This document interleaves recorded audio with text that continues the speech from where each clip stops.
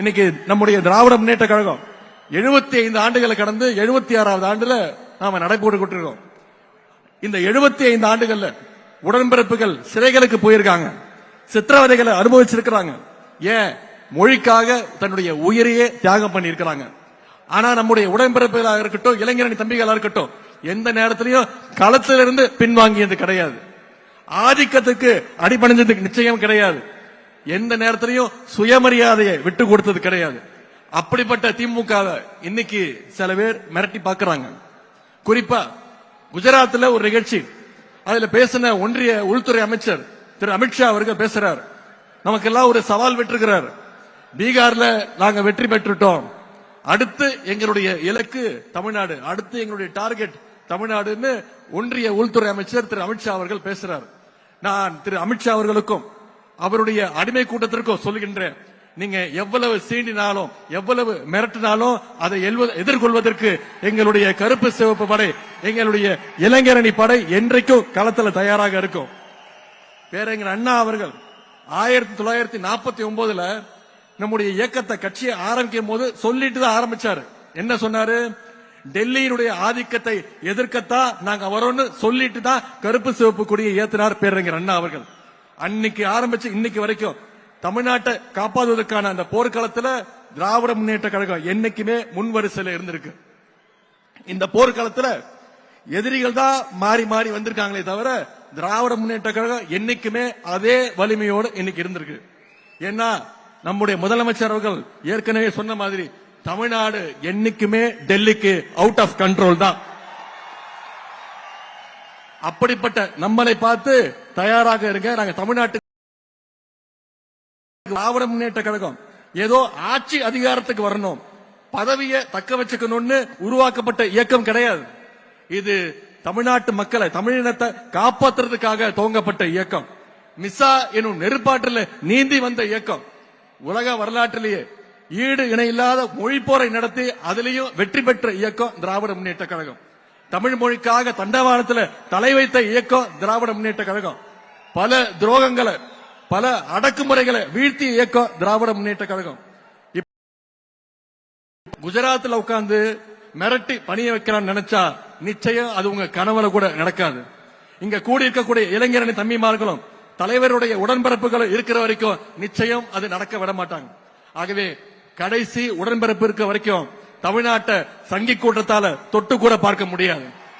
நீங்க பீகார்ல வெற்றி பெற்றிருக்கலாம், உத்தரப்பிரதேசம், மத்திய பிரதேசம், வடநாட்டுல நீங்க வெற்றி பெற்றிருக்கலாம், ஆனா தமிழ்நாட்டுக்குள்ள ஈஸியா நுழைஞ்சிடலாம்னு நீங்க தப்பு கணக்கு போடுறீங்க. ஏன்னா நிச்சயம் நடக்காது. ஏன்னா தமிழ்நாட்டுக்குன்னு ஒரு தனித்துவம் இருக்கு. தந்தை பெரியார் அப்படிங்கிற கொள்கை நெருப்பு தமிழ்நாட்டை என்னைக்கும் சுற்றி நின்று காப்பாத்திட்டு இருக்கு. பேரறிஞர் அண்ணா, டாக்டர் கலைஞர் அவர்களும் அவங்க இன்றைக்கும் உணர்வாக இருந்து நம்முடைய தமிழ்நாட்டை வழி நடத்திட்டு இருக்கிறாங்க. ஜனநாயகத்தை பாதுகாக்க தன்னுடைய 23 வயசுல மிசா கொடுமைகளை எதிர்கொண்ட கழக தலைவர் அவர்கள் நம்மை வழிநடத்த இன்றைக்கு இங்க இருக்கிறாங்க. பாஜக அப்படின்றது மதம் பிடிச்சு ஓடுற யானை அப்படின்னு நாம நினைச்சிட்டு இருக்கோம். ஆனா அந்த யானையை அடக்கிற அங்குசம் இதோ இங்க இருக்கக்கூடிய நம்முடைய கழக தலைவர் முத்துவேல் கருணாநிதி ஸ்டாலின் அவருடைய கைகளில் நிச்சயம் இருக்கு. இது மோடிக்கும் தெரியும், அமித்ஷாவுக்கும் தெரியும். அதனாலதான் நேரா வந்தா ஜெயிக்க முடியாதுன்னு இன்னைக்கு பழைய அடிமைகளையும் புதுசா புது அடிமைகளையும் கூட்டிக்கிட்டு துணைக்கு அழைச்சுக்கிட்டு நம்மளோட மோத பாக்குறாங்க. பழைய அடிமைகள் புதிய அடிமைகள் மட்டுமல்ல, இன்னைக்கு சிபிஐ, இடி, இன்கம் டாக்ஸ், எலெக்ஷன் கமிஷன், இப்படி எல்லாரும் கூடயும் கூட்டணி வச்சு பாசிச பாஜக கூட்டு சேர்ந்து தமிழ்நாட்டுக்குள்ள நுழைய பாக்குறாங்க. இப்படிப்பட்ட பாஜகவை நம்பித்தான் எதிர்கட்சி தலைவர் எடப்பாடி பழனிசாமி அவர்களும் தேர்தல் களத்துக்கு வந்திருக்கிறார். ஆனா நாம அப்படி இல்லை. முழுக்க முழுக்க கழகத்துடைய தொண்டர்களையும் இளைஞரணி தம்பிமார்களையும் தமிழ்நாட்டு மக்களையும் நம்பி நாம களத்துக்கு வந்திருக்கிறோம். நாம தொடர்ந்து மக்களோட இருக்கோம், மக்களும் தொடர்ந்து நம்மோட இருப்பாங்க, அந்த நம்பிக்கையோட இருக்கும். 4 நாளுக்கு முன்னாடி சென்னையில அதிமுகவுடைய பொதுக்குழு கூடுச்சு. அதுல ஒரு தீர்மானம் போட்டாங்க. 2026ல திரு எடப்பாடி பழனிசாமி அவர்களை முதலமைச்சர் ஆக்குவோன்னு அடிமைகள் தீர்மானம் போட்டிருக்கிறாங்க. பொதுவா கார்ல பேட்டரி டவுன் ஆனா அதை 4 பேர் தள்ளி விட்டு ஸ்டார்ட் பண்ணலாம். ஆனா கார்ல இன்ஜினே இல்லைன்னா எவ்வளவு தள்ளினாலும் அது ஸ்டார்ட் ஆகாது. இன்ஜின் இல்லாத கார் தான் இருக்கக்கூடிய அண்ணா திராவிட முன்னேற்ற கழகம். இப்ப பாஜக அப்படின்ற லாரி அந்த இன்ஜின் இல்லாத காரை எப்படியாவது கட்டி இழுத்துட்டு போக பாக்குது. இன்னைக்கு திரு எடப்பாடி பழனிசாமி அவர் சொல்றார், நீதித்துறையை காப்பாற்றணும், தமிழ்நாட்டை காப்பாற்றணும்னு சொல்றாரு. முதல்ல அவர் காப்பாற்ற வேண்டியது அண்ணா திராவிட முன்னேற்ற கழகத்தை பாஜக கிட்ட இருந்து காப்பாற்றணும். இன்னைக்கு கட்சியிலிருந்து ஒவ்வொருத்தரா வெளியே போயிட்டு இருக்காங்க. ஆனா அவர் என்ன சொல்றாரு, யார் வேணாலும் வாங்க, யார் வேணாலும் போங்க, நான் மட்டும்தான் நிரந்தர பொதுச் செயலாளர். இதுதான் திரு எடப்பாடி பழனிசாமி அவர்களுக்கு தேவை. அவருக்கு தேவை மட்டும் கிடையாது, நமக்கும் தேவை அதுதான் என்பதை நீங்கள் உணர வேண்டும். திரு எடப்பாடி பழனிசாமி அவர்களே, உங்ககிட்ட ஒரே ஒரு விஷயத்தை சொல்றேன். அடிமையா இருந்து சுகமா வாழ்றதை விட சுயமரியாதையோடு சுதந்திரமா வாழ்றதுதான் முக்கியம். இதோ இங்க இருக்கக்கூடிய எங்களுடைய லட்சக்கணக்கான திராவிட முன்னேற்ற கழகத்துடைய இளைஞரணி தம்பிமார்கள், கருப்பு சிவப்பு இளைஞர்கள் இங்க பாருங்க, சுதந்திரமா இருக்கும், குறிப்பா சுயமரியாதையோடு இருக்கும். அதனாலதான் இன்னைக்கு நம்மளை நோக்கி தமிழ்நாட்டு இளைஞர்கள் தொடர்ந்து வந்துட்டு இருக்காங்க, தங்களுடைய ஆதரவை கொடுக்கிறாங்க. பாசிச சக்திகளிடமிருந்து தமிழ்நாட்டை காப்பாற்றுகின்ற ஆற்றல் திராவிட முன்னேற்ற கழகத்துக்கு மட்டும்தான் உண்டுன்னு இன்னைக்கு தமிழ்நாட்டு மக்கள் நிச்சயம் நம்புறாங்க. மக்களுக்கு அந்த நம்பிக்கையை வித்துட்டவர், அந்த நம்பிக்கையை பெற்றுள்ள தலைவர் நம்முடைய கழக தலைவர் அவர் இங்க வந்திருக்கிறாங்க. கழக தலைவர்கள் மீது மக்களுக்கு இருக்கக்கூடிய அந்த அசைக்க முடியாத நம்பிக்கை தான் பாசிச சக்திகளையும் அடிமை கூட்டத்தையும் அவங்களுடைய கண்களையும் உறுத்திக்கிட்டு இருக்கு. அதனாலதான் அமைதி பூங்காவா இருக்கக்கூடிய தமிழ்நாட்டில் எப்படியாவது நுழைஞ்சு ஏதாவது ஒரு கலவரத்தை செய்யலான்னு முயற்சி செஞ்சுட்டு இருக்காங்க. அந்த பாசிச கலவர சக்திகளுக்கு தமிழ்நாட்டு மக்கள் சார்பாக இளைஞரின் தன்மைமார்கள் நாம அத்தனை பேர் சொல்லுவோம், we will never allow you, we are ready to face the consequences. நாங்கள் உங்களை நிச்சயம் தமிழ்நாட்டுக்குள்ள அனுமதிக்க மாட்டோம்.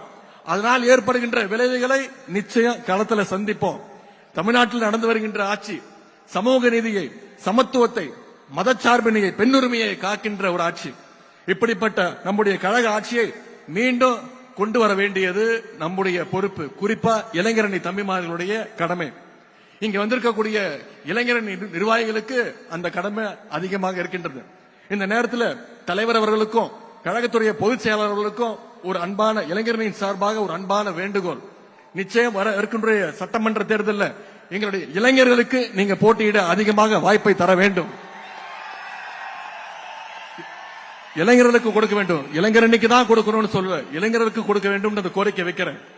இளைஞரணி சார்பாக என்னென்ன பணிகள்லாம் செஞ்சிருக்கோம்னு நம்முடைய துணை பொதுச் செயலாளர் ஆர் ஆசா அவர்கள் இங்க பேசினாங்க.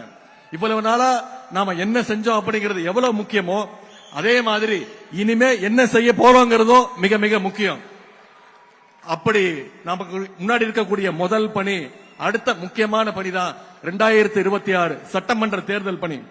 அடுத்து வர்ற 4 மாதங்களுக்கு நாம அதை நோக்கி பயணம் செய்யணும். களத்துல கடுமையா உழைக்கணும். அடுத்த தலைமுறை இளைஞர்களை சந்திச்சு பேச வேண்டும். உங்களுடைய நண்பர்களை சந்திச்சு பேசணும். அவங்களுக்கு அரசியல் பத்தின புரிதல் வரணும். யார் வேணாலும் இடையில வரட்டும் போகட்டும், அதை பத்தி நமக்கு கவலை வேண்டாம். வானவில் பார்க்கறதுக்கு ரொம்ப அழகா இருக்கும், கலர் கலரா இருக்கும், அதை பார்க்கறதுக்கு மக்கள் கூடுவாங்க. ஆனா அது நிச்சயம் நிரந்தரம் கிடையாது. உதயசூரியன் மட்டும்தான் நிரந்தரம். உதயசூரியன் தான் மக்களுக்கான வெளிச்சத்தை தரும்.